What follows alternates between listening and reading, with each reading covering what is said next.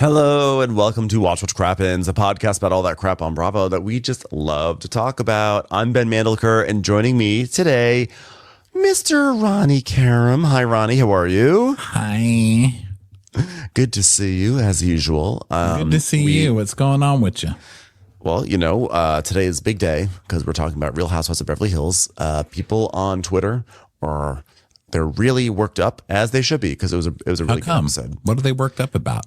They're angry at Erica, and people are really angry at Erica for saying that Garcelle peaked, and they find that Erica is really hypocritical for attacking Sutton and saying that Sutton attacks women when they're at their lowest moment. When they say, "What about you, Erica?" Going after Lisa Vanderpump when she just lost her brother, and being part of that and bullying like Lisa and Denise off the show. Come in, Erica, you came in as Yolanda's friend, and then you joined the Fox Force 5 to get her off the show. People were really pulling up everything. Ooh, I love it. Yeah, everyone. A lot of feelings. People attacking Dorit for being inauthentic. It was hilarious. It's great. So great work, everyone on Twitter.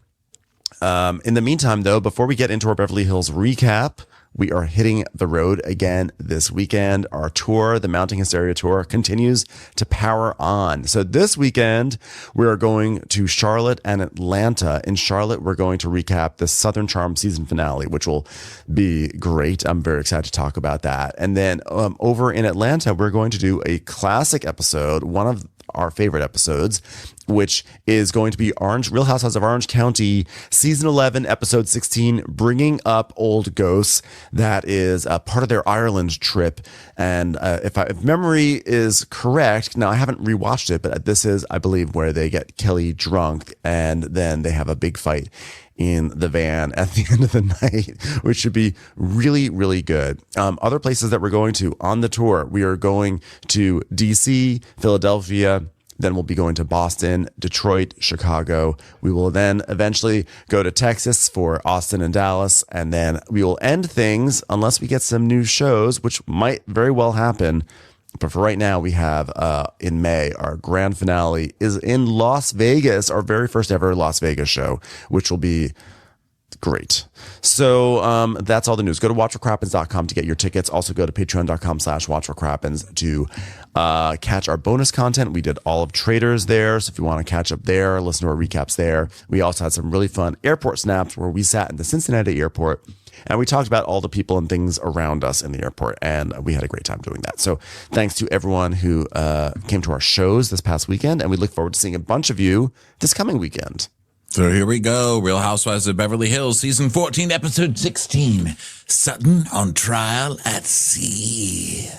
Yeah, so we're here. We're back in St. Lucia at the Windjammer Landing Resort, and Kathy and Kyle are getting ready, and Kathy's like, well, hey, Kyle, do you ever put anything on your lips? And Kyle's like, Kathy, you're putting blush on. She's like, no, I know. Just gives it a little, just makes your lips look more like cheeks, I just want to have a nice cheek face. And she's like, yeah, but it's going to make your lips dry.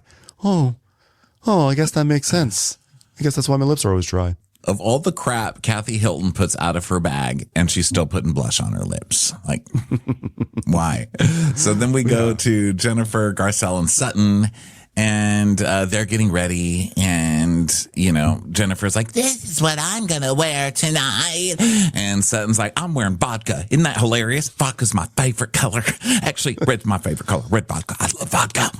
Please, nobody call me an alcoholic. That's very offensive. God, love vodka. I mean, really. Now, how dare you insinuate that all I do is drink vodka? Anyway, tonight I will be wearing an evening gown made entirely of distilled vodka that has been just turned into wood. I don't know what I'm talking about because I'm drunk on vodka. I love vodka. And Bose is telling Miko in her room, she's like, I have intentions, right, for the trip. I want it to feel like a girls' trip where everybody gets along and it's kumbaya and we enjoy each other. And Nico's like, girl, what kind of girls' trips do you go on? My girls' trips are never like that. And I love Nico the gay being like, no, this is not how girls' trips works. Because I'm the gay on many girls' trips. And yeah, it's never peaceful. I'm still traumatized from a couple of girls' trips to this day. Quiet, Nico. Like a decade ago. Yeah, quiet, Nico. Get back to bedazzling some seashells. So then we have Erica, who is standing by the edge of the pool. And Dorit, everyone's doing like photos. This is because, of course, they are. They're all like, well, I put on a sock, so it's time to do a photo shoot. So they're all taking photos for their Instagram and everything. And Bose is like, okay, well, everyone gather in my suite. So they all go to her place, and Kyle and Garcelle wind up wearing the same outfit. Yeah. And she's like, well, I did call Kyle's style hideous in the past, so I guess this is my karma. Now I'm eating those words because we're twinning. She's come a long way. And then they do like a little runway moment where Kyle goes stomping around the living room, and Garcelle, of course, is a model and knows how to do it. So that was fun. And then they hug. Now it's time for dinner. So they're ordering, and Kyle's like, I'll have this, but I don't want the mashed potatoes. And they're like, wait, please, hang on, Missy. No one said that should be illegal. Says, hold the mashed potatoes. And this is why I can never get behind Kyle. She says shit like that. Just stupid, ignorant shit. You know, why is everybody else getting canceled and kicked off shows when Kyle can get away with saying something so fucking hateful? Hold the mashed potatoes. Fuck off. Hold the mashed potatoes. I'm never buying another caftan again. Yeah, everyone's like, we'll have the mashed potatoes, please. So then we have Dorit, who's like, so everyone, how is your villa compared to ours? And Jennifer's like, oh, it is gorgeous. Like, it's just like yours. Yes, it's just wonderful. And Bose is like, wait, okay, I have a question. Can we discuss the outdoor shower, though? You said that you will not use an outdoor shower. Okay, Dorit says, I don't really like outdoor showers. And she's like, well, no, but I'll do them occasionally. I mean, even with my husband, I'm like, I don't walk around naked. Or rather, it's more like I don't want him to go to the outdoor shower, and then I'm sitting there watching that. The problem with walking around naked when you're with someone like Piquet is that he thinks he can be naked too. So I sleep in long johns. Right. Sleep in long johns. Well, she doesn't like getting naked in front of her own husband. I can't imagine being in a relationship where I'm holding anything back. Then might I also add, whoop. I mean, there's this whole point of intimacy. That's the whole point of intimacy. I could be naked physically, naked emotionally, naked in front of Keely, and Keely is naked too. We're all naked and we're drinking naked juice. And guess what? The reason why we're doing that is because I invented nakedness. Whoop, whoop. And furthermore, whoop. Yeah, I guess that's why I'm not in a relationship, among other things, because I'm not doing any of that. Any of what she just said, I was like, yeah, that makes a lot of sense with my own life. I'm not getting naked. I'm not getting naked alone. I'm not going to get naked emotionally. I'm not going to get naked in any way. Put a jacket on. That's what I say. Put a hoodie over your emotions. Nobody needs that. Yeah. So Jennifer is like, well, it's actually very funny. I had a scene in Broadway where I stood up in a bathtub and I was a full frontal nude. And they're like, what? And we see that she was in The Woman, which I didn't even realize. The Women. She was great. I actually saw it. I wanted to see it when I lived there. It was playing when I lived there. I mean, it was a long time ago, but I couldn't get into. Well, I couldn't afford to go see it. But they ended up doing a great performances taping of it. And it is so good. I loved it. And the lady from Third Rock from the Sun is in it. She was great on that. I can't remember anyone's name. Kristen Johnson? Yes, she was in it. And Miranda from Sex and the City was in it. I mean, it was incredible. The entire cast was amazing. But Jennifer Tilly was Crystal, the bad girl who stole the husband. And so, yeah, I guess she had a scene in a bathtub. And she's like, I had an English boyfriend at the time. And you know how the English are. You know, he said, but you're going to be naked. And I said, no, I'm wearing bubbles. So I stood up in the bubble bath and the bubbles slid off of me. And he said, but the bubbles fell. English people are hilarious. Well, then I realized he had actually never seen me standing up. And so walking around naked before, he had never seen it because I would go into the bathroom and we had a very good sex life. And I would lay down and arrange myself in a very attractive position and like turn the lights down low. And then I'd be like, I am ready. Yes, I realized that. Kathleen Turner, wasn't that famous? Like, because Kathleen Turner originated that role in London, right? And everyone was like, oh my God, Kathleen Turner did Full Frontal on stage. Was this the same show? No, I don't think so. Oh, okay.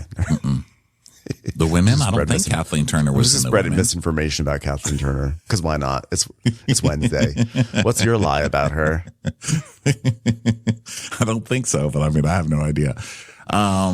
She's like, I used to wake up at 5 a.m. and put on makeup and go brush my teeth so you would wake up thinking I'm perfect. See, I just don't agree with any of the ladies today. I say just wake up as nasty as possible. And if they can take that, they can take anything. You know, I put like my original pictures. I don't like put any airbrushed pictures on dating sites or anything like that. It's me just looking old and smelly, you know, and then if you can take that, we can go on at least more than one date. Exactly. So you got to lead with honesty. You got to be open and honest. You know, it's called the Kyle Richards method of dating. So well, it's like when people ask you how old you are, you should always say a little bit older, because then they're like, oh my God, you don't look that old. And then you can feel good about it, you know? Right. That's like from 30. Remember on 30 Rock where Jenna was telling everyone that she's just turned 60. So that way everyone would say, wow, okay, you look there you amazing go. For 60. There you go. She's like, thank you. Thank you. I am 62 years. So Kyle has something really important to say. There's just something about this tropical air that feels so good, doesn't it? Well, thanks, Kyle. Thanks for that amazing insight on tropical air. So like, well, those are those negative ions I'm always trying to tell you about, and you wouldn't listen to me. But now that you're here, getting negative ions, now they're acceptable. Well, I see how you are. She's like, wow, Sutton, that positive attitude. So now Sutton's like rubbing her shoulder against Kyle because she's just besties with Kyle. And we see another example of how just desperate Sutton is to be liked by people she considers popular. And it's so sad, but also so funny. It's like she got somewhat tacit approval from her mother this season, and so now she's moving on to her next biggest goal, Kyle Richards. Yeah, seriously. So Garcelle is, of course, watching this like, no. So Dorit's like, By the way, in all seriousness, Sutton, you know, I have thought about it a lot, and I have felt in the last few months that you've been, in particular, very mean-spirited to me. I've kept thinking to myself, gee, a lot of little jabs coming my way. Gee. It's like look how hard I've tried. I've just tried so hard to come back to a good place with you, Sutton. But, you know, I put my heart on the table. And she's like, well, I think that we have both had times where we have failed each other. So let's just go with we both are terrible. And let's just stay with that. How do you feel about that? Dorit. Sutton's already like starting to boil over. Her satanic eyes are like kind of starting to come out. she's like, we're not going to put this all on me just because I started this feud, because I got angry, because you whispered something at one point at dinner, even though we were supposed to be pretending to be a sisterhood. So she's like, but wasn't the feud when she made that, when Dorit made the alcoholic of course there's alcohol in that drink comment? That was the latest iteration of it, but it all started, things went sour between them in Oceanside when like they were sitting at that restaurant and there was some comment about, I forgot what it was.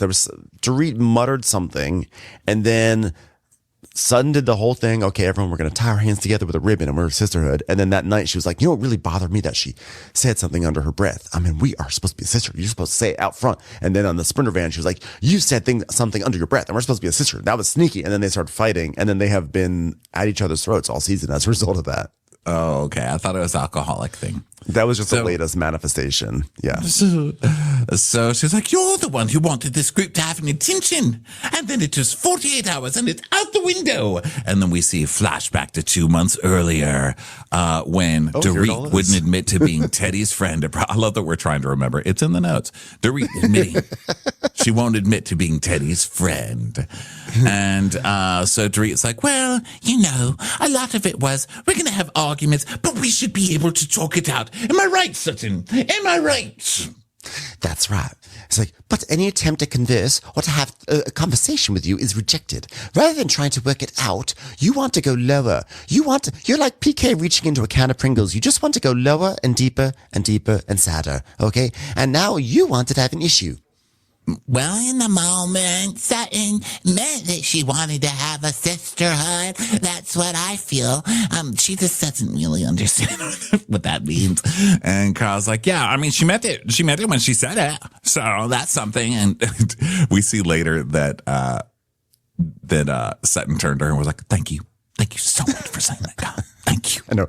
Kyle says one sentence. One sentence because also Kyle and Dorit seem like they're good now, but they're still not great. So Kyle will still pile on. So Sutton's like, I brought it to the group because I thought it was important. It's like, yeah, but I think she means that, well, she says every time. And so that's where it gets confusing because it's like, okay, well, sometimes if you mean what you say and sometimes it feels sincere and sometimes it's very earnest. And she's like, I was sincere. Hold on. Let me finish. Hold on. My hat's flopping all over the place. I love the Erica's hat. She's like, let me finish here. Let me finish. And she says, and then sometimes it turns, and Sutton's like, okay, well, shall I place my hand on a Bible? Should I? Because you know what? We're not doing this. I'm not going to do this again. You are not going to beat me with a stick. She gets so angry. Like, she's so over the top. Just calm down, lady. Your head's going to pop off. Nobody's beating you with a stick. We're just going to bring up the same thing over and over again until you submit. She goes, well, I will not do that. And Kathy's like, well, we're just having a discussion. I don't know what we're talking about, though. I haven't been paying attention. So Dorit's like, every time there's a chance to take accountability, you cannot just make yourself a victim. You know, say, I'm an adult. I take accountability whenever I make a mistake, which is, should we just like roll all the scenes of Dorit, Garcelle having to explain to Dorit why the things she has said in the past have been either problematic or sound like they have a tin ear or whatever, and her just saying, you know, refusing to hear anything Garcelle has to say at any restaurant. Yeah.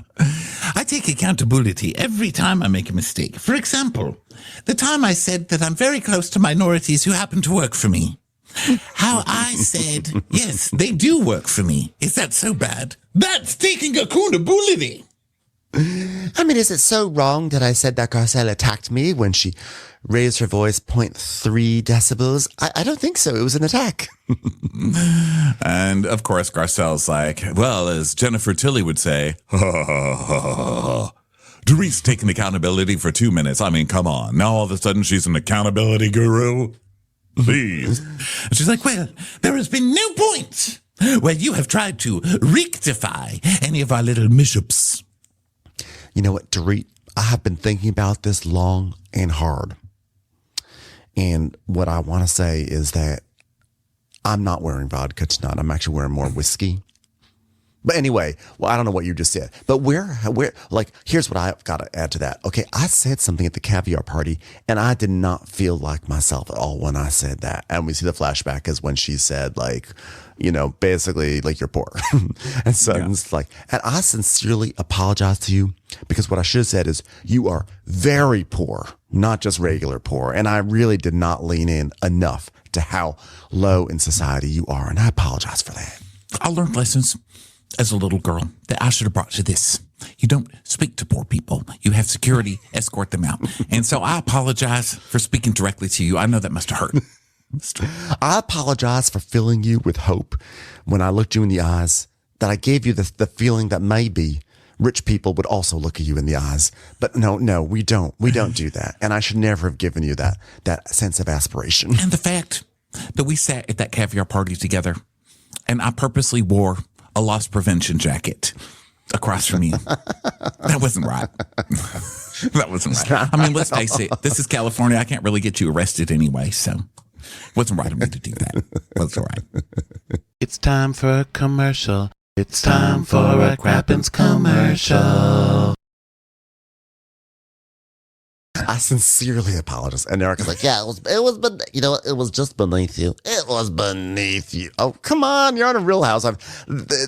Like, honestly, I feel like it was so, this thing that she said was so, like, of all the things that could be said on a Real Housewives show, for someone to say, like, what was it? Like go talk to someone with a wallet that fits or whatever the phrase was. Yeah, go talk to compared to any other show fits on Bravo. Yeah, this You is. think you're this better? is You think nothing. you think you're better than her? My wallet is. Or whatever. I mean, I think that was pretty shitty, but it's really funny how Sutton tries to apologize because right after that we saw the confessional where Sutton's like, I don't regret saying that, not one single second. I wish I said it more. I wish I came up with rhymes for poor. That little idiot. I wish that I had the server walk up to her and say, I'm sorry, ma'am, we don't accept WIC cards here. That would have been good.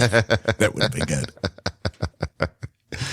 Oh, goodness. So Dorit's like, I appreciate that. And I think that if you had at any point maybe had said that at some point, if you really felt sorry, if you didn't have to wait this long to have it pried out of you. And she's like, well, I'm doing it now. Well, you're very passive aggressive about it. She's like, well, Dorit, I'm saying, and Rose's like, boop.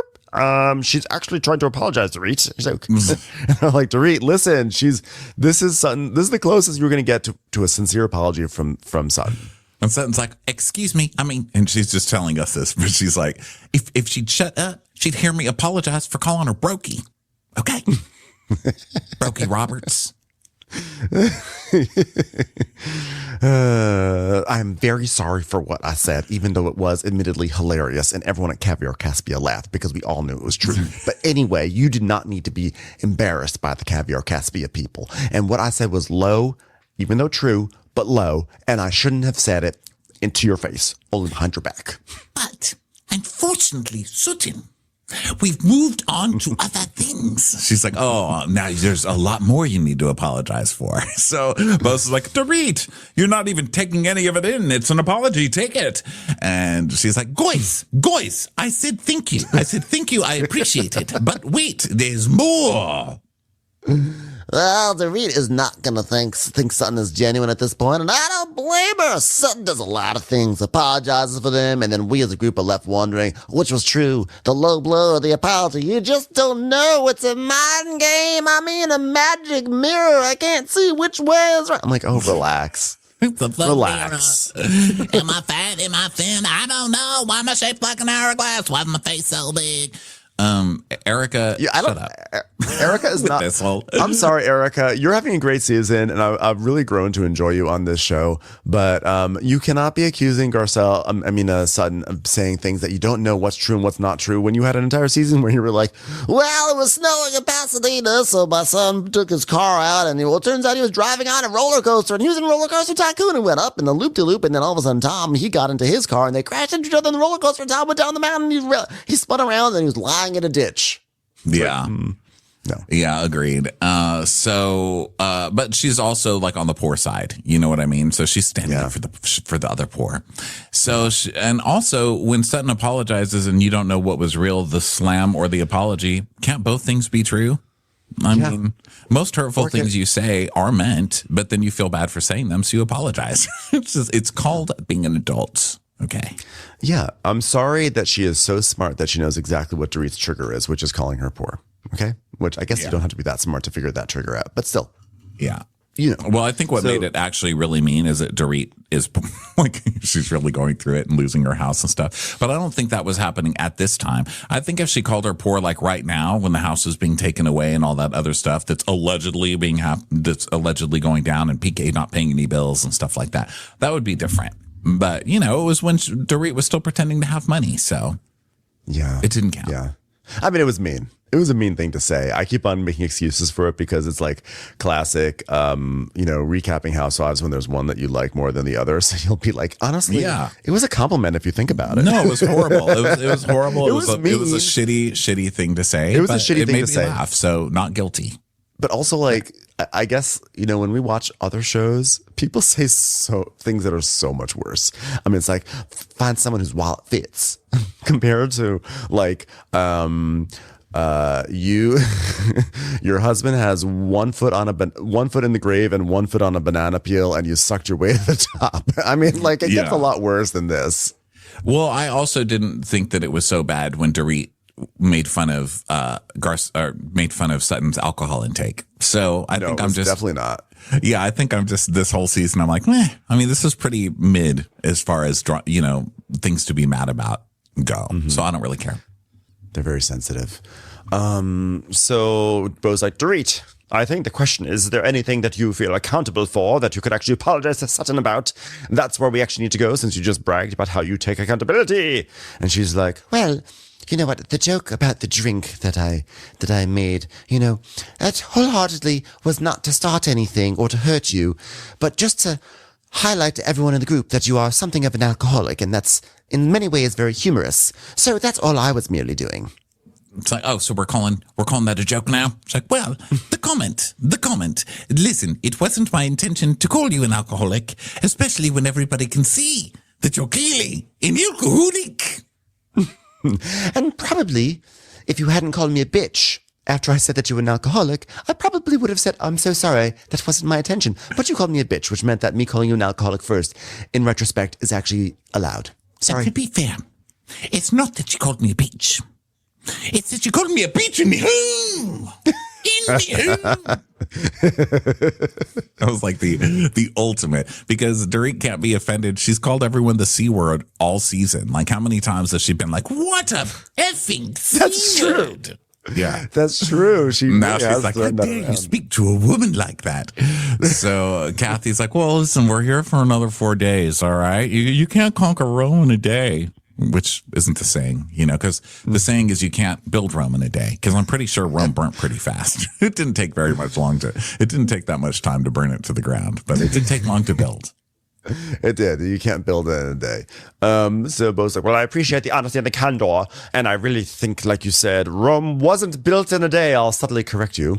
But hopefully some bricks are being laid, because I do feel like we've made some progress in making one small building in an entire empire. So, yeah, it only took... it's a few thousand years for Rome to get to where it was, so it's a good sign for you two. Well, while we've got a break in the fighting, I just want to say that Bose, I really appreciate when you came to my house the other day and said that you like me better than Dorit now, and you apologized for ever going onto her side and becoming my best friend. So thank you. That meant a lot to me, Bose. Everybody hear that? Everybody hear that? And yeah. she's Like, Bose is kind of like my best friend now, so just want to announce that to the table. Like, I'm friends with her now too, so I guess that makes me pretty cool. Well, from that moment, I said, look, whatever I can do to help Kyle, I'll do it. Did you get my note about never bangs again? Good. And God answered my prayer when I went to Soho House, and sitting across from me, not even an arm's length away, was John Turturro. Making out with a homely lady. And I thought, oh my goodness, he's making out with his sister. But then it turns out it was not even Aida. It was a different person entirely. It wasn't until I said, I love that show where you had to deal with toe jam. That was a good drama on HBO. Did you ever see that? The night of no. His character had crippling foot disease, crippling athlete's foot or something. And it was just him picking at his toe jam with a pencil for 8 episodes. I mean, that was a decent show, but God, I will never forget that or forgive John Turturro. So as I sat there at the Soho House enjoying some very okay food, I was looking at Mauricio making out with a girl, and I said, never again. I will text Kyle Richards right now. So she texted. That. I don't know why this made me laugh, but she goes, there's Mo with his girl. And Kathy went, a female. And she went, a girl. And Garcelle says, with a woman. Okay, let's all decide let's all agree on how we're going to refer to women. All right. Kyle is ready to call her a little fucking bitch slut. Sutton's like, a girl. Prostitute. It was a girl. One of the girls. So Garcelle's like, well, Greece, now Malibu. I mean, who knows where else? It doesn't sound like a random girl. Sounds like it's his girl. And if you were to say it's just some stranger, I would say, no. And then I texted Kyle, and I said, girl. And then afterwards, I gave her the full report. And Kyle's like, yeah, 3.5 minute long voice. No. Oh, God. I haven't gotten one of those since Jamie Lee Curtis actually forgot to press end when she was leaving me a voicemail. God, that got ugly. It technically wasn't a voicemail. She was actually trying to call her husband, and then she dialed me by accident because honestly I got into her phone and I put my number under Christopher Guest's contact. But whatever, it's still fun. We laughed about it afterwards, and I laughed by myself because I'm like, wow, Jamie Lee Curtis knows me because I made her know me. Yeah. So then we get to hear Bozo's voice note. Hey babe, full report. She's not cute. I mean, look, if you're going to go do it, get the cutest girl on the planet, right? No, actually, I was sitting there. They were there. I was dreaming of scenarios where I could push them in the water. So let me know what you want me to do. Kill him? I'll run up on a man. Let me know. You know what? That's being a girl's girl. I invented girls and I invented being girls' girls. Bloop. So then Kathy's like, that's a girlfriend right there. I'm sorry. That's a female friend right there. That's a female friend. Well, we all have your back. We all want to fight for you. So if I'm being completely honest, I feel that we tiptoe about scissoring Morgan. Can we get into that? How does that work? I was like, exactly. What? Like we had a pact not to mention her, she who shall not be named. And she looks totally shocked. And Garcelle's like, well, we don't know what the situation is. And if we were being supported in a way, in that way, then we can back off, which is such a funny way to put it. Like, tell us more, because if she's giving you all the emotional support that you would get from a boyfriend or a spouse or a lover, then we'll know you're set and we're okay. But if you're not being supported by her, then that way we can go in on her as well. She's just messy, but she's just putting it under the guise of like actual, like, I want to make sure you're okay. Yeah, I mean, during this, generally, I agree with Garcelle in general that Kyle doesn't have the right to be like open and honest to everybody else, but then she won't talk. But it's also, she said 5 million times, she's not going to talk about it. Morgan refuses to be talked about on the show, this and that. So I'm kind of like, why are we going back to this well? But then I saw in the after show, I just saw a clip that was posted, and Garcelle's like, listen, it's everywhere. It's on all the blogs. When we're shooting, it's literally everywhere. And Kyle flying everywhere with this girl. And then it has, like, everyone else has to be open and honest, but she doesn't. It's just fucking annoying. Exactly. And then it cuts to Kyle in her own room, and Kyle's like, well, you know, like, she knows my situation and why I can't say it. And how come it's okay for Garcelle? Like, her kid doesn't want to film, and that's fine. She doesn't want to talk about that. And then her other son had stuff going on, and she doesn't want to talk about that. Those are her children. How are you even going to compare somebody requesting that their child, especially after one of them was bullied by you guys on national TV? How are you going to argue that that's even close to being the same thing? Give me a fucking break. Well, the thing is I think also Kyle there's an expectation that they all should rally around Kyle. And, you know, if they see Mauricio out in the wild, they're going to report back to her, and they're going to support her and yada, yada, yada. And it's like, fuck this guy, which in some ways they should, because Kyle is their castmate and ultimately they are friends with Kyle first. But I think that like there's an element that they have to really put themselves out for Kyle. And Garcelle's like, honestly, I don't even like this woman. She's superficial. She's fake. Everything is about her. And you know what? I'm sick of like here I am on TV, kind of like co-signing this group bashing of Mauricio. But the truth is, like, we don't even know what's going on Kyle's side. And I'm kind of like sick of it. And so I think it's time for Kyle to also, you know, if we're going to like rake some random girl over the coals and start saying like, oh, she's not cute. This random person's not cute. She's a girl, you know, like, how about like Kyle, you've got some stink on your side as well. So why don't we talk about that? And also Garcelle did talk about her son on the show quite a bit. So I'm surprised that Kyle's acting like that never happened. And then we get Erica backing up, of course, the party line, you know, the Kyle party. It's a sad party, but the Kyle party line where she's like, well, Garcelle wants information about Kyle, but we know nothing about Garcelle. I mean, who's Garcelle sleeping with? I know she had a roster back in the 90s. So that was good. And then we see Garcelle talking about how she's banged, you know, all these famous people. And then she goes, well, maybe she's Pete. Oh my God, look who's talking, lady. The last person you bragged about was fucking Armie Hammer before he got canceled for talking about wanting to eat people. Shut up, Erica. And what do we know about you? You still won't even, you're still pretending you're innocent in this whole thing. What about Marco, lady? You're lucky nobody brings that up. So I don't want to hear it from Erica. Yeah, I know. Like at least Garcelle's roster in the 90s included like Johnny Depp and, you know, all these people. And yours was Tom Girardi. Yeah, yours was old nuts on the ground Tom Girardi, who fucked over like how many victims, and then you helped fuck over Marco. So whatever, lady. Well, I liked Garcelle's response. And someone asked Garcelle on Watch What Happens Live. Someone's like, what did you think about Erica saying that you peaked? And Garcelle just goes, fuck Erica. Fuck Erica. I was like, well, there is no situation, you know. I mean, you guys know everything. I mean, sure, you saw me at a concert, but I had that on the books for like 6 months. So, and she says it like it was she says, I literally had an appearance that I had on the book. So you're booking appearances. Morgan is booking appearances of you in the wings at her shows. No. I don't believe Yeah, I think that doesn't seem right. And also, I just want to say one other thing about this peak. Sorry to go back a little bit. This peaking, like, oh, Erica saying, well, maybe she peaked. Like, how sad is it that the definition for Erica of Garcelle peaking is based off of who she slept with? Like, I would argue that Garcelle is ascendant, right? Like, I think this is the most exposure. I mean, Garcelle obviously was famous in the 90s. She was on and then she was in the Jamie Foxx show, late 90s, early 2000s. She's been around all these years. She was in Coming to America back in the 80s, etc. Like, she's been with us all the time. But I would argue her being on the show is like her most high profile gig that she's had, or like the thing that has had her name on more people's mouths than ever before. And so I would say she has not even reached her peak. So, but for Erica, it's like, well, who your fucking represents what your peak is. Like, there's actually something very sad and inherent in what was just a shady comment, yes, but it really is actually a revealing shady comment.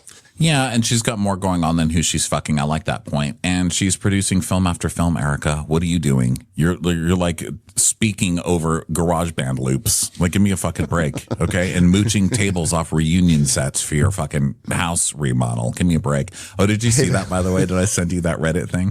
Reddit, let me tell you, if you ever have a mystery to solve, Reddit is who to give it to, okay? I know. Someone posted, isn't this the same coffee table from the reunion set?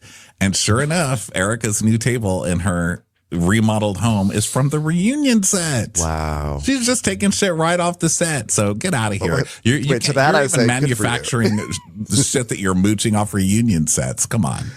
I'm going to say good for you on that front. I'm going to say, you know what? You should take that coffee table. But by the way, those GarageBand loops powered Erica to be all the way into the background, her song, all the way in the background of In Anora. So, you know, I don't know that being in the background of a movie about a Russian or about a whore marrying a Russian billionaire is like the height of a compliment. You know what I mean? Well, maybe Nora peaks. I don't know. It's like, wow, my song got played in the strip club on The Sopranos. Like, wow, it's huge. Honestly, if I heard any one of my stupid musical tracks that I made 5 years ago playing in the background of literally anything, I would be like issuing press releases. I'd be so happy.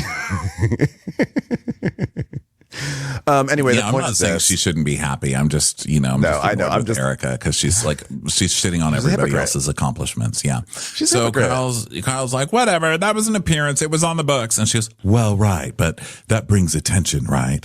And she's like, well, what am I supposed to do? I mean, going to the gas station brings me attention. Like I can't even get granola out of the bin at the Sprouts without getting attention. It's everywhere I go. The paparazzi are everywhere because you're calling them everywhere. And I'm so glad that Garcelle just keeps her foot on her neck because she's like, yes, yeah, does paparazzi really follow Kyle Richards everywhere? I mean, Julia Roberts can go to the grocery store, but Kyle can't. Please. I know. I can't even do my favorite hobby, shopping, because I can shop anywhere. Gas station, 7-Eleven, and the paparazzi are always there. Oh. So Dorit's like, Coyle's been in this town for a very long time, and she knows how things work. And if you want to avoid being seen with Morgan, you know how to do it. Yeah.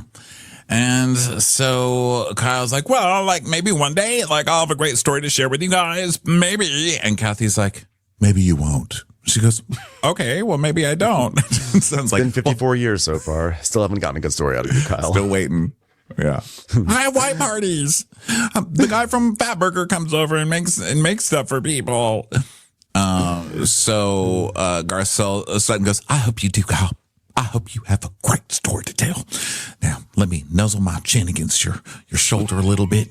Just tell you, as your best friend, here's the kind of author I want to be. The kind of author that supports a friend writing a beautiful story about herself. Kyle, I hope you have a great story. And furthermore, I hope you dance. Were you just singing that song the other day on the show? Yes. Is that why that came to me? Yes.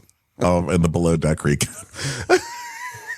Naturally, of course. Yes. Of course. Where it fits in the best.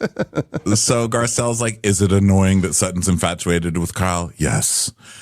But I needed her tonight, and she was so blinded by Kyle's light. And they make a little twinkling sound. It's like, but she didn't have my back. And, part of this, I'm like, why is it why does she have to help gang up on Kyle? This is ridiculous. And you've done it a million times. Like, give it a rest. Like, it is kind of getting old to me. The whole like hounding Kyle about the same shit over and over. But then I remembered, and they showed us clips of this later, that they actually had a discussion where they're like, we're going to get Kyle tonight about the lesbian thing, right? It's like, yeah, get her.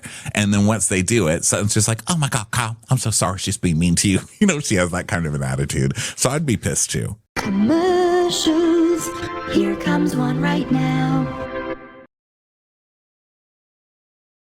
I would be furious. I have childhood trauma around this topic because when I was in kindergarten, I was cast as a tree in the production of Snow White, in the kindergarten production of Snow White.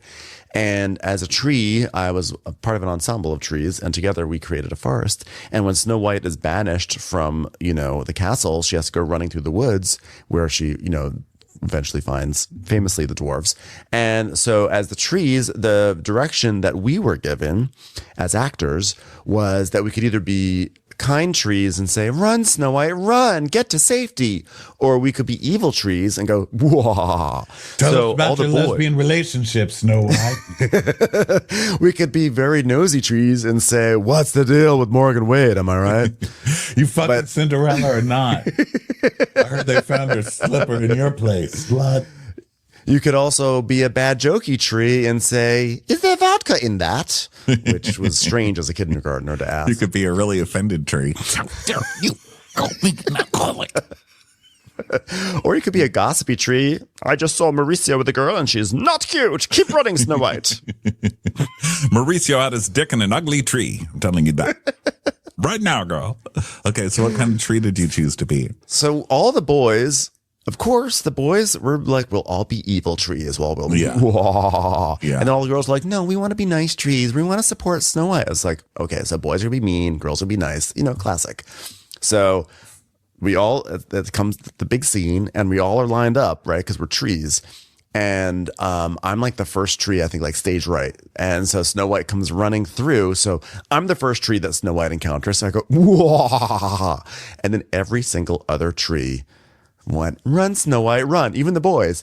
So You were the only evil tree. I was a psychotic tree. Everyone was like, oh, that poor kid lost it, forgot his line. I was like, no, we had an agreement to all be psychotic trees, but I was the only one. So everyone was like a nice tree. And there's this one fucking strange tree that's literally trying to kill Snow White. And that was me. So I understood Garcelle's pain when she stood up there like a psychotic tree and did the mwah to Kyle, and Sutton did not do her part. And Sutton said, run, Snow White, run to Kyle. Were not all the other trees played by Lisa Vanderpump? There was one played by Lisa Rinna, actually. I was like, Snow White? Hello, Snow White! How are you, Snow White? How are you? So then this fight is pretty much over. So Bose announces that tomorrow is the boat excursion, which is terrifying because we know what happens on boats on these shows. And this show is no exception. Dun, dun, dun. So now we go back to the villa and Kathy gets a call. Oh, sorry. Hey, I just want to say, Kathy's like, what time? She goes, we start at 9:30. Okay, that means 10 for me. She's like, we start at 9. It's like, that's so Kathy to be like, I'm not even going to pretend like I'm going to be on time. I'm building in 30 minutes for me, and all boats can wait. Mm-hmm. So Kathy gets a call from Carol, her brand manager, and she's like, hold on. She's like putting on, creams and she's sucking down vitamins and doing all the stuff that Kathy Hilton does, injecting stem cells from a baby she stole on the beach, that kind of stuff. And she's like, hold on a second, I'm changing. Just hold on 1 second, okay? And she just puts the phone on the bed and never comes back. Never comes back to it. Carol's 10 minutes later, Kathy? you just hear Carol going, Kathy? Kathy? Kathy? So then Garcelle, everyone's getting ready and everything. So they're all settling in and stuff. And Garcelle is not happy with what happened at dinner. But in the meantime, Bose is talking to Erica. And she's like, so where do we even start with something like this? I may have to go to sleep with my hair is too big. I'm not going to take it all off. And Erica's like, yeah, well, whatever. And Erica starts pulling out her clips and everything. And Bose is horrified. Bose is like, what is going on? Like, why are you taking your hair out right now? She's like, this is the second time. Can I just say that this is only the second time in my life I've seen white women rip out tracks, clipped in, and just throw it on the chair next to them. And we see the first time thing. I love that it's a cultural thing. It's just a white lady thing that they just start ripping out their hair and throwing them on the couch. And Bose is like staring because we see the first time she saw it was at the party at the beginning of the season where they were pulling out Kathy's clips and everything. So they're then starting to have this as they go on with the scene. Erica's still pulling out the hair, and every time she puts the hair down on the sofa, you see Bose looking at it like, "You're disgusting." Yeah, you're trash. So Dorit's like, well, booze. Now, I understand the intention tonight, but because she's about to come for Bose for not having her back and like standing up to her at the party or saying something against her at the party. So Bose is like, no, look, this is I can't concentrate on anything but the hair. Can we talk about this in a minute, please? White women, please explain. So then, Dorit's like, well, remember, we were having these conversations and Sutton said, sisterhood. It's just how hypocritical she was being. Do you remember? And Erica's like, oh, God damn it, this hurts. Does this look real, by the way? Is anybody falling for this bullshit? Yeah. And Dorit's like, I think Bose wants to believe the best in people. It's one of the things I love about her. Unfortunately, I have enough experience to realize Sutton isn't sorry about the wallet comment, and she's worried about the way it made her look to all these women, and she's trying to save face. Which is probably true. I'm going to say that Dorit is probably accurate on that one. Well, that's true, but it's also hypocritical because when is Dorit ever sincere? Like, when is Dorit ever nice to Sutton? I mean, give me a break. And then there's that. Yeah. I mean, you can't say that you felt bad about making the joke about the booze, but then you decided you were not going to call it back because she called you a bitch. Yeah. Like, okay. So she's like, You do realize that I've been sitting for 3 weeks with the shit that she slung at me. She's like, yes, but then when you finally get it, acknowledging the apology is important. She goes, I did. I acknowledged it by saying, I do not accept this. Yeah. It's like, Dorit, you keep going back. And she says that Dorit has a challenge with being able to give apologies and now receiving apologies. So she's starting to see some cracks in the Dorit facade. And she's like, okay, so what do you want this chick to do? And she's like, well, for us, it has to be more than just words. Erica, she's done this 9 million times. It's like, yes, pyramid over there. Yeah. I think it's just letting things be and seeing how it develops. She's like, well, but, you have to not put it on the back burner because that doesn't solve anything. And so Dorit's like, well, maybe there's no solution. Sutton's just evil. So in the other villa, of course, Sutton is talking about this shit with Jennifer and Garcelle. And so she's like, well, how do you feel, Sutton? Because I really feel like you guys made a little progress today. No? No, okay. Your eyes are slitting and they're turning red and green. Okay. Christmas is canceled. Damn those puppies. I get it. I'll just be sitting over here quietly. So Sutton says, this is her classic warning that she's unhappy and she's about to say something shady. Well, I'm going to say this. You're like, uh-oh. She's announcing that she's going to say something. I'm not going to go today. Okay, everybody? I'm going to say. I'm going to say. Well, I think that like maybe move the needle a little bit. She's like, I moved the needle. Okay. I picked up that needle and I moved it and that needle pierced me in the heart. I'm not apologizing again. And Garcelle is pissed. She's still pissed at Sutton. And she's like, well, I don't think you should apologize.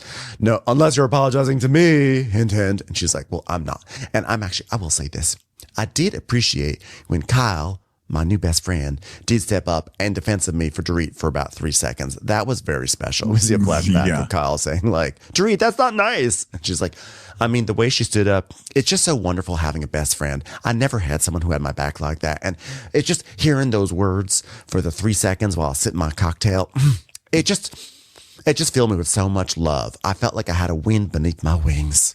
And then she tells us, Kyle, stepping up for me. I knew we were friends. I knew it. And now everybody does too. It's just so sad to be this insecure when you're so rich and like have so many years under your belt. Like, come on, you're like man. you're like the bet. You're like you are the prize in this situation, not Kyle. So Garcelle's like, okay, well, when somebody says to you, you know, when you say I'm going back to Kyle, when she said if there's anything to tell you, I will tell you, then we do say, and then we say, okay, I'll leave it alone. And Sutton's like, well, I do think it's a bit unfair to just say we want to know everything right now, and you just got to tell us. She's like, yeah, but remember we made a plan. Remember we sat there and we're like, we're gonna get her on this one. Should we roll the flashback? Yeah. Well, we made that plan before me and Kyle were best friends. So, I mean, we're basically friend married now. So you're basically coming after my friend, girl, woman, female. What am I supposed to say now? Well, all of a sudden, you're not doing it. When it comes to Kyle, you have a blindfold on. She's like, that's not true. Why would I have a blindfold on to the most radiant and beautiful person at the table? Well, I believe it. I mean, it's how I feel. And you want me to tell you how I feel, so I'm telling you how I feel. And she's like, why could we do it last year? She goes, well, last year I asked a lot of questions because there were a lot of, changes in her life. So they seemed dramatic. Also, she wouldn't ask me. So that was pretty much it. What do you want from me? What do you want from me? I had listened to friend. And she goes, I don't want anything. You know what? I'm going to bed. Good night. You've got blinders on. Good night. And she's like, well, you did the same thing, Garcelle, last year. And then Garcelle trips. And she's like, oh, damn it. She goes, oh, forget about it. Admit to doing the same thing last year. She's like, well, I'm not saying I didn't, but now when it comes to her, you're just so protective.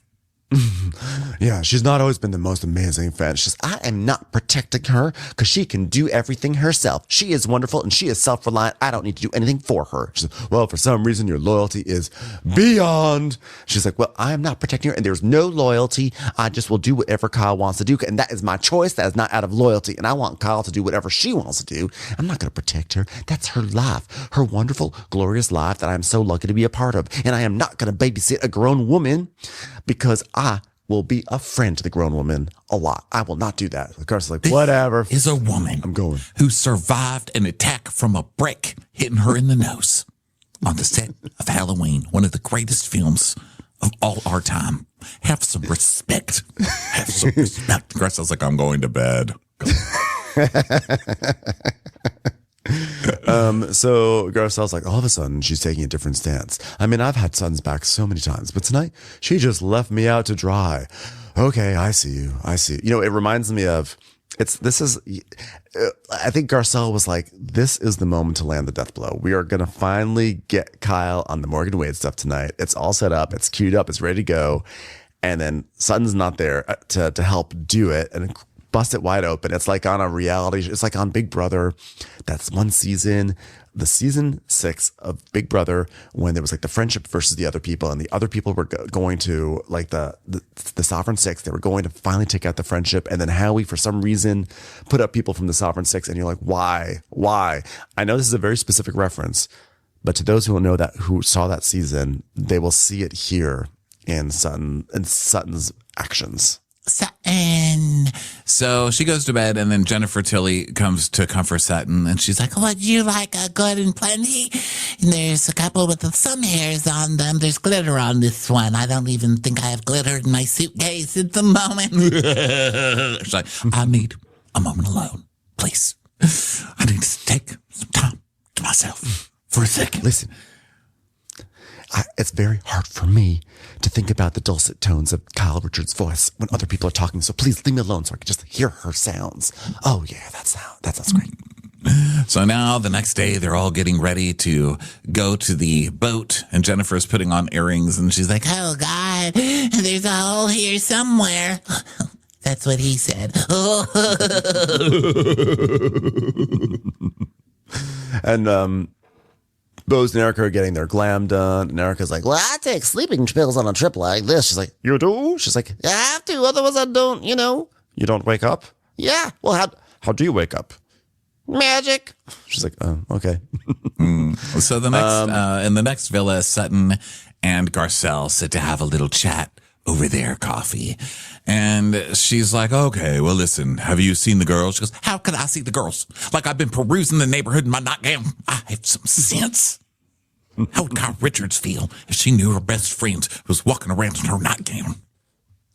So listen, I want to say something. I'm sorry. I got a little frustrated last night and I stormed off.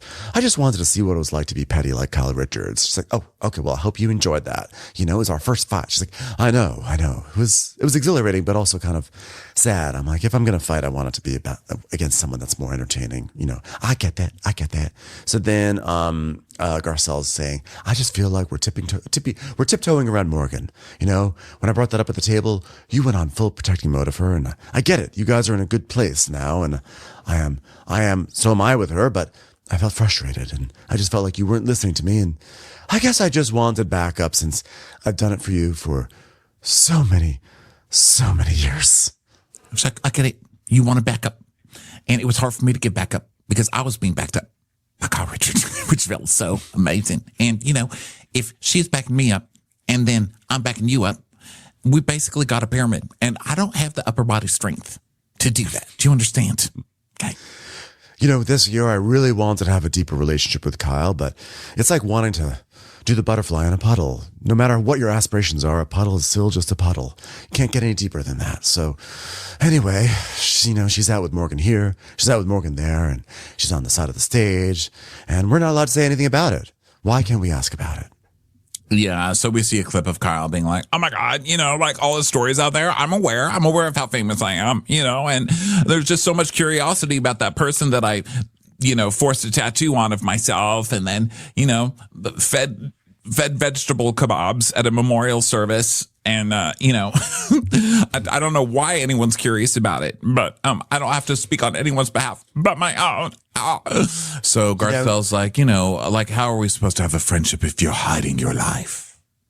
You know, sometimes when somebody's just so adamant about not want to talk about it, you just have to respect it and move on. Unless it's your mother, in which case you just ask her every single day to say, I love you, until finally she breaks down and does it because there's a TV crew there. But that's a special occasion. Well, that's what I'm going to do. So Bose said she was at a restaurant and she saw Mo with a girl and called Kyle and told her, how about that? She was like, yeah, this is the first time I've heard that he's been there. And Garcelle's like, yeah, but that girl. They're like, yeah, she's dating. They're like, yeah, they're dating. Yeah, but why shouldn't he? I mean, she left him. I agree. She left him for a young woman, and now everyone's like, I can't believe Mo is such a villain dating. Listen, let the man live his best life. Yeah. Yeah. Well, I just am like, you're separated. You also kind of cast the first stone. And I mean, one could say, who knows? You cast the first bone. The first bone, right? I mean, look, Mauricio, it sounds very much like Mauricio was not there for Kyle when she needed him. And so in some ways that is the first stone. But the point is, like, we all saw last season, you and Morgan Wade. And I'm not saying it's like, I'm not being like, oh, you slut. I'm just saying, you know, the point is, your relationship with Mauricio has run its course, and now you guys are starting to see other people, and that's just the way it goes. And if you can, it's just like stale outrage at this point. So, and it's not even Kyle outrage, really. It's everybody else trying to make it a big deal. So then, they all go downstairs and start taking pictures, and Jennifer Tilly is taking a naked photo of herself in the pool. You know, saying, "Oh, look at this thirst trap," and Sutton's like, "Why? Why is everybody else doing these thirst things? You know, I'm only thirsty for the material of my bathing suit, vodka." Yeah, they're all doing thirst traps. They're having a fun time with it, and now they all gather. And this is oh my God, whoa, you look great. You look great. What are you wearing? It's Valentino. Oh my God, fantastic. Blah blah blah. It's, you know, it's the whole classic Beverly Hills 10 minutes of admiring brands. Yeah, so now it's time to go on the Catamaran. She's like, well, there'll be swimming, food, sunbathing, swimming, more swimming. And Garcelle's like, could someone be thrown overboard? Absolutely. Can't wait to see who. So now they get on the boat and stuff. And Erica's about to turn on Sutton because every time Erica does it, she butters her up first. That's so fucking funny. I wish they had like a montage that they showed of Erica doing this. So Sutton's like, please, excuse my butt in your face. She's, oh, actually, it looks good. You look cute, girl. What are you weighing now? 100? She's like, oh, come on. 110. She's like, oh, good. Well, I'm 128 to 130, and that's it. Just us Southern ladies obsessing over calories together, aren't we, besties? That's such a funny observation. I never noticed that, but it's true. Like, she does butter her up. She butters her up, and then she gets her all happy and then just breaks her down. So they're all getting on the boat and everything, and they're all sitting at the table. And Kyle, of course, her eyes, she notices Jennifer's earrings, and she's like, her eyes, of course, are like, bling, bling, bling. she's got the Terminator eyes. She's got the display where it's like it zooms in on the earrings. She's like, I can't get over your earrings. She's like, oh yeah, the Dolce & Gabbana. She's like, I love them. I want them. yeah, well, it's Altamoda, so there's only one. So you can't get it you can't get it at the Dolce & Gabbana boutique, but they which I'm sorry, I know that sounds really obnoxious. Kyle's like, one of a kind. I can't buy them. Like she's spiraling. Yeah. So now they go to the buffet of cheese, and they're they start getting their eating and stuff like that. And so Jennifer's standing there, and she's like, okay, do you need anything? And Kathy's like, do me a favor, take my plate. Okay, thank you so much. Okay, you want this too? Yes. What is that, a fork? Yes. Oh, thank you, love. Could you hand me a napkin? And did you see any dressing over there? Is there any butter? Could you please get that? There's some crumbs on this table. That would be great if you could maybe decrumb the table. And the producer's like, does Kathy think that you're the help on the boat? She's like, I don't know. Sometimes I think she's not quite sure who I am. And Kyle's like, yeah, if you're around Kathy, she's going to ask you to do things for her. I mean, that's just how she is. Oscar nominee, doesn't matter. So Sutton's like, yeah, there's a hierarchy, and Kathy's on the top. Thankfully, I'm best friends with her sister, so I'm getting there. So everyone's now lazing about on the boat, sunbathing, etc. And, Dorit hangs out with Kyle. And she's like, honestly, Kyle, oh my gosh, if I fall into your face, I'm just saying, huh? And Kyle's like, oh my God, by the way, I have a very good view, by the way. I'm like, your butt is like right over my head. Oh my God. And she's like, you're like a rock, Kyle. You have the body of a rock. She's like, really? I mean, I try, that's like what I'm doing. I'm just going to the gym at 6 a.m., not eating mashed potatoes, sending them back. So Dorit asks about Kim, and Kyle's like, she's good, but I don't see her. Like, how the fuck would I know? She's Kim. She's a mess. I don't want to talk about it. So then she's like, well, I haven't seen you three together in so long. And she goes, yeah, well, I mean, we're just not that close. So then we go to the other ladies, and they're... Right? Just the Richard sisters. Like, Dorit should know by now, you can never have three in the same room. One's always got to be on the outs.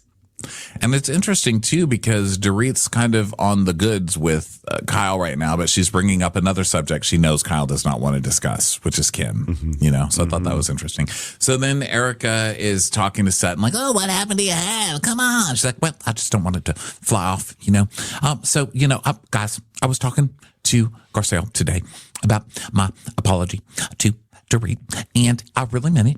And I just want you all to know I meant it. I wasn't putting it on my ears. Okay, it was a thing I said. And listen, my name is Gonse. Okay, I'm going to say this. I'm going to say it. It wasn't a good thing to say. It wasn't a good thing to say. It was a terrible thing to say. It was terrible. I beat myself up about it. Thankfully, the gold chain I was beating myself up with was a lot more hurtful than what other pleather leather strap Dorit would be beating herself with because she's poor. But I do feel bad. Very bad. You know what I've noticed? By the way, you look great. I love the earrings on you. Your hat's wonderful. You just look better than ever. But you know what I've noticed? You are very critical and sometimes you're just not the most compassionate to women that are going through the worst time in their lives. And I felt it with myself. And Sutton's like, oh. And like her eyes, she has these very feline eyes, and they just start to like lower. And Sutton's like, "Oh, really? This is what we're going to do." And then we see like actually a very, very long montage of Sutton going after Erica, Dorit, Kyle.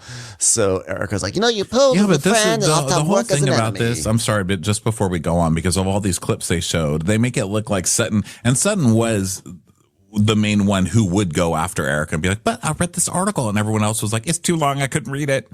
But what pisses me off is she's doing all of this, and then she's standing up for Kyle later, but it was Kyle who was the one saying, we're questioning Erica on this shit. If you're on a TV show, you have to be questioned, and that's just the fucking way it is. So we're going to do it, and now she's off like she didn't do anything, and the only one being held to the fire is Sutton, and that's not fair. And it's also not the same thing, Erica, when you're it's a whole scandal that's all over the national news that you don't get to just talk about. Like, that's crazy. Of course you're going to answer. And then you come on making excuses for Tom and saying he's got dementia and all this other shit, trying to help his defense. Like, you get questioned, and none of this has anything to do with that. So Erica, the fact that every fight, Erica brings it back. What about what was done to me last year? You fucking deserved it. And you're lucky that you got off and even got to come back and get a chance at redemption, because you fucking deserve those questions, and you still do. There's so much stuff that they're not asking you right now. So consider yourself lucky. I wouldn't piss off Sutton while you still got that Marco thing going on, because a lot of the audience doesn't even think about that one, and she could nail your ass with that one. So be careful, Erica. Be careful, my little lamb. No, I mean, I think that you bring up a very good point, which is that like Erica is conflating, being kicking people when they're down with someone who's trying to get clarity about something. And, when you have a show where you have like probably the biggest star on the show, the biggest principal who champions the idea of being open and honest, but then is very protective and is very private about when stuff is happening in her life or her friends' life, her allies' lives, it feels like hypocrisy. And I think Sutton is triggered by hypocrisy. I mean, most people are, but she is particularly triggered by it. And she wants to get to the bottom of it, because I think Sutton's also like, I have been really open about everything in my life. I've been very raw on this show. And then you get to just poke at me, and you get to have fights with me, and you get to do all these things with me. And yet I'm not allowed to question you. And I've had it. I'm going to ask you questions. And it's uncomfortable for Erica and for Dorit and for Kyle. But like, it's also, she's doing her job. Okay. It's not like she's going around like fat shaming them or something like that. I mean, when Sutton, with the whole thing with the invasion, and Sutton's like, well, I had a hard day too, because there was someone who's supposed to be on a plane, couldn't come in here. It's like, that was shitty. Yes. But the truth is, like you said, this is a show about being sort of putting yourself out there on TV, and they're being very they get selectively protective, selectively open and honest. And Sutton's just kind of like, you can't do this. And now you're going to make me look like the shitty person when I'm just doing the thing I'm supposed to be doing. Yeah. And so Erica's like, well, you pose as a friend and oftentimes work as an enemy. And Garcelle just goes, wow. Wow. Wow. She's like, I've had enough of sitting back and watching Sutton Strack's fake apologies, fake sisterhood. If Sutton was sincere about the apology last night, she wouldn't have had to bring it up and sell it to us one more time. I'm like, well, she would have, because if she didn't bring it up, it's like, can you believe she just thinks she can say it this one time and then everything is fine? So Sutton is like, here, I'm just going to emphasize that it was so important for me to bring it up that I'm going to say it again. And they're like, oh, really? Wow. Well, now we know it's fake because you had to sell it to us a second time. And of course, Sutton is going to blow this up into a much bigger deal. So she's like, to say that I mistreat women. How dare you? She's like, well, I mean, these women here. She goes, that is a very strong statement. Sutton Strike mistreats women. How dare you? How dare you? Ramona Singer pops up. I believe the phrase you're looking for is, you don't support other women, Erica. So Erica's like, well, it's a true statement for me, and what I've observed for the last 3 years, and this is just my observation, is that it's okay for you to say things and we can't say this. Like, oh, for someone like you to say that I mistreat women, and like to imply that I would ever mistreat someone as saintly and as godly as Kyle Richards over there? Absolutely not. Yeah. And she's like, well, I mean, you do this thing. You say, I want to help you. I feel bad for you. And then we see the clip of her saying, I am here for you. I got you a care package kit. Okay. There's chips. There's candy. There's champagne. There's handcuffs. Those are for sexuality, not for prison. And I'm here for you. And then kind of like confronting her and taking her down. And she goes, but then you turn around and call me a liar because you were lying about a lot of shit. That's why. Okay. She did one thing, then you lied about stuff, and then she asked you about the lying about stuff. Yeah. So Erica's like, I'm just pointing out a pattern in the way that you've treated people at their lowest point. and Son's like, well, I'm sorry. I didn't realize that you cared about patterns, because there were a lot of patterns in the Tom Girardi case and you involved in it. So if we're going to go and talk about patterns, we're going to go there. But anyway, I'm sorry that I asked questions about the LA Times. I'm sorry that I'm the only one here capable of reading more than 3 sentences in an article, and therefore it all was on my shoulders to ask questions about it. It really seems to bother you. She's like, of course it bothers me. She goes, okay, well, that's on you. That's not on me. She goes, no, it's on you for doing what you did. She goes, I apologize, Erica. She goes, well, I do accept your apology, but you still did it. Well. So Kyle and Dorit are like, oh my God, there's like a scene happening without us. Let's get involved. So they come in. By the way, Dorit, we haven't talked about this. Dorit is wearing like a Yosemite Sam hat. It is the most enormous beach hat. It is like... it looks like a giant like tortilla chip fell on her head. I took a picture of it because it was so funny. I don't know if I've ever seen a beach hat that was as big as that. So she's like, and you know you've been hard on Dorit. She goes, Dorit has been hard on me. She goes, I know this, but you're kicking a dog when she's at her lowest. Well, I apologized, and then I apologized today, but I'm not going to be sit here and put on trial by a judge and a jury like I'm a terrible person when I am not. I am not. I demand to have a jury of my peers, not a jury of my pores. Oh, she wants a jury of beers. I'm telling you, she does have a drinking problem. Oh, come on, listen better. So Erica's like, you can feel the way you want, and I'm just telling you how I feel. She's like, oh, well, I can feel the way I want to. Thank you for the permission, ma'am. So Erica's like, well, I just knew the other shoe was going to drop with Erica. Oh, I'm sorry. That was me doing my Erica Girardi impersonation, which was quite accurate, I believe. I just knew the other shoe was going to drop with Erica at some point, and I knew not to trust it because she did this before to me. And so now we have montages of before, all those times when Erica has buttered up Sutton and then turned on her, like at the reunion. And they're like, but I thought you said that you forgave. I thought you said that you forgave Sutton, Erica. And she goes, oh, I was just playing a bitch. She was such a disaster, that reunion. That was one of the worst reunion performances. Oh my God. She just looked crazy too. Oh my God. Whatever. She looked like a totally different person. That was nuts. Yeah. So Sutton's like, you're not a real friend, Erica. You know what? I gave you a pizza party at Chuck E. Cheese.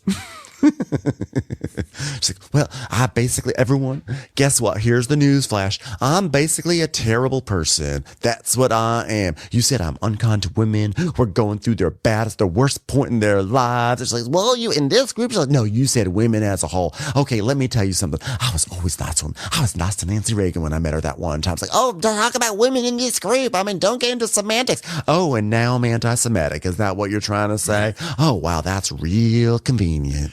Do you know how many Jewish people I've tried to help get divorce lawyers when their husbands cheat?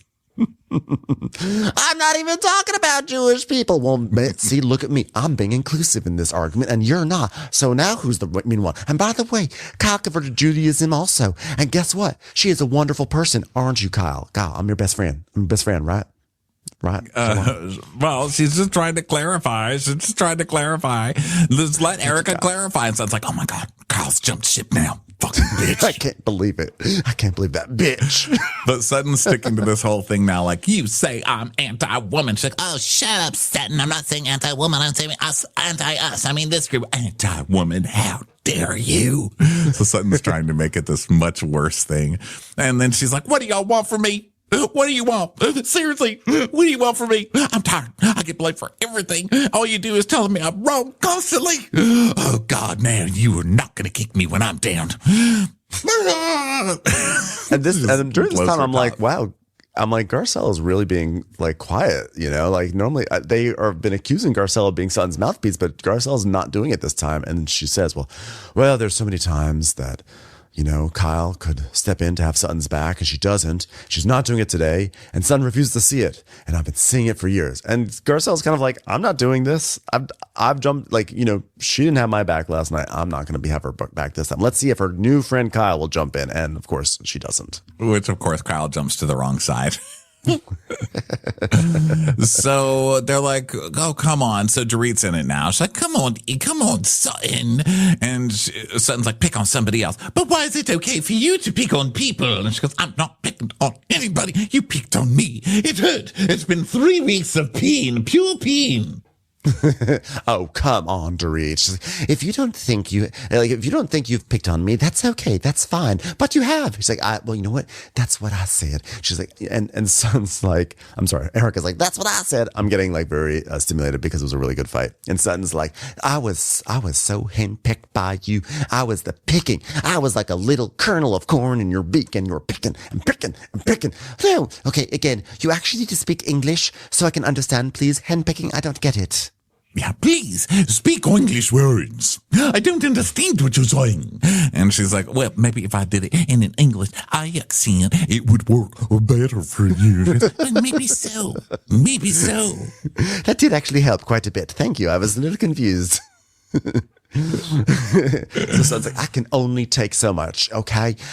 So good, you know what? I apologize to you, and I meant every single thing. She's like, well, you apologize for Caspia, but what you're not understanding is that there's more to apologize for. Well, that's all I am gonna apologize for caviar, for calling you poor at the caviar place. Oh, really? What about bitching me who?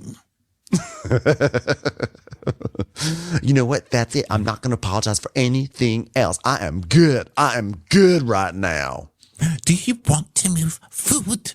Do you want to move forward, Sutton? She says, well, not right now. I'm good right now. I am good. It's like, well. Her actions have been saying all along, but for the first time, her words and actions match. And this is why I don't believe your apology. Oh, please, you pick and you pick. Sutton's right that Dorit just keeps picking and picking until Sutton gets pissed. And then there she is, losing her temper. Well, what you ordered. Don't order a hamburger and be mad that you got fries on the side. You know what? I apologize, and I meant my apology, but I want to be on ice with you. Carcass in. And Bo's like, oh, well, this is really surprising to me. I don't know this Sutton in this way. She's lashing out. She's angry. And I'm seeing a different side that I'm not sure I like. Where have you been, Bose? That's Sutton's personality. Lashing out and angry. She's had like 30 breakdowns this season alone. It's not like it's her first time seeing them. So Sutton's like, this is not going to be Sutton on trial for Etsy. We are not doing that.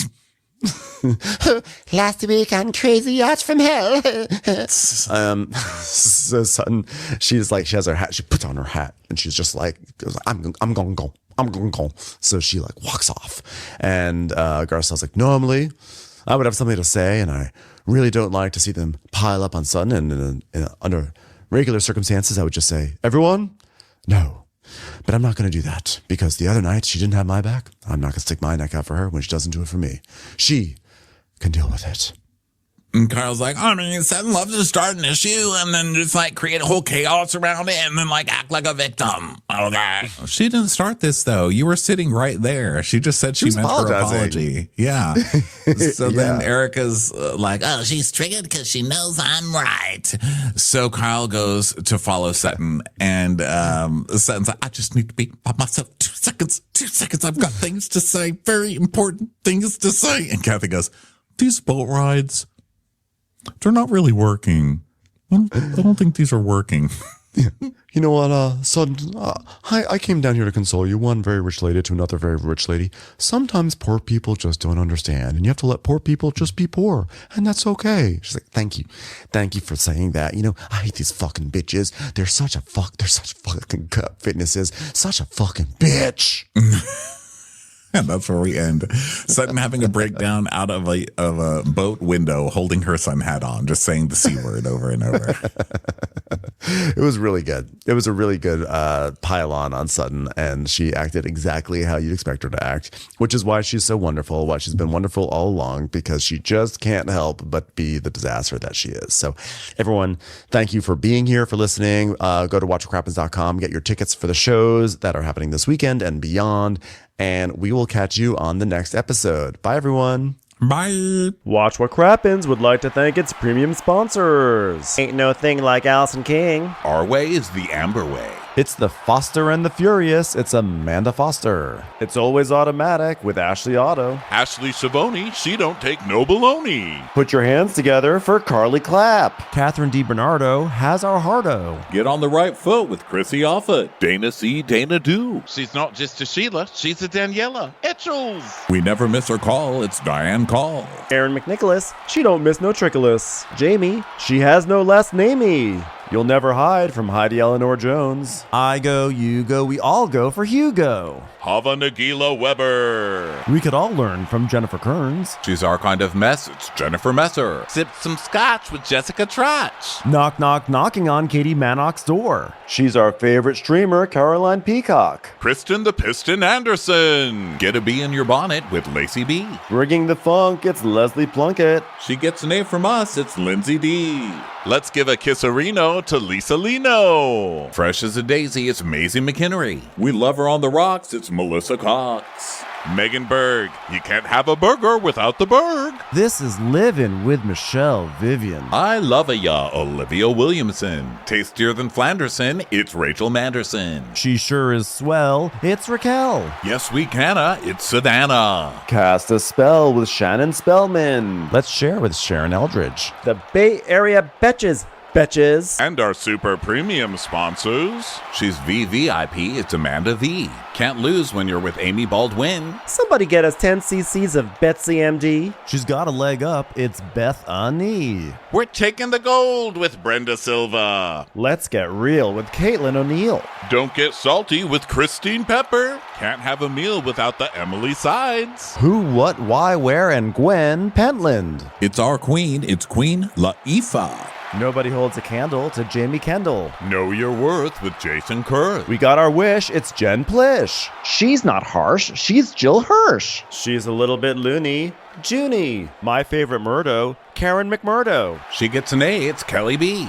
We love him madly, it's Kyle Pod Shadley. We're ride or die for Lisa Ryder Barron. She's a whiz, it's Liz Sarthy. Always killing it, it's Lola Alkalani. The incredible edible Matthews sisters. She eases our woes, it's Melissa St. Rose. Give him hell, Miss Noel. She's the queen bee, it's Sarah Lemke. Shannon, out of a cannon, Anthony. Let's take off with Tamla Plain. She ain't no shrinking Violet Kuchar. We love you guys.